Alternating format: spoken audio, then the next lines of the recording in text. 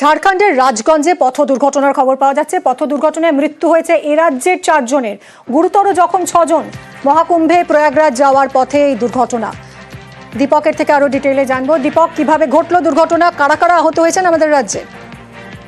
দেখো, একেবারে হুগলি থেকে প্রয়াগরাজ কুম্ভ স্নান করতে যাবার পথেই ঝাড়খণ্ডের ধানবাদ জেলার রাজগঞ্জ বাজারের কাছে দাঁড়িয়ে থাকা লরিকে 19 নম্বর জাতীয় সড়কের উপরে পরপর দুটি গাড়ি ধাক্কা মারে। প্রথমে দাঁড়িয়ে থাকা লরিকে ধাক্কা মারে একটি স্করপিও গাড়ি, এর পেছনে এই স্করপিও গাড়ির পেছনে আরেকটি 4 চাকা গাড়ি আসছিল, সেই গাড়িটি ধাক্কা মারে আবার স্করপিও গাড়িকে।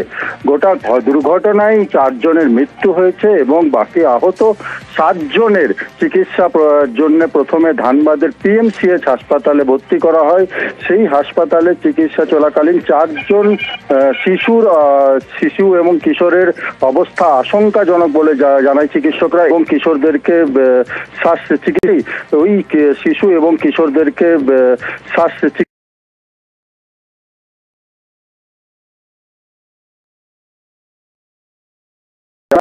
কিশোরের অবস্থা আশঙ্কাজনক। এবং এই যে কুম্ভ মেলায় স্নান করতে যাচ্ছিল তারা সবাই হচ্ছে এই রাজ্যের বাসিন্দা। এই রাজ্যের হুগলি জেলার থেকে এই গাড়ি রওনা দিয়েছিল এবং যাবার পথেই প্রয়াগরাজ যাবার পথেই ধানবাদে এই মর্মান্তিক দুর্ঘটনায় ঘটে 4 জনের মৃত্যু হয় এবং বাকিরা আহত হয়েছে, তাদের চিকিৎসা চলছে বেসরকারি হাসপাতালে। ধন্যবাদ।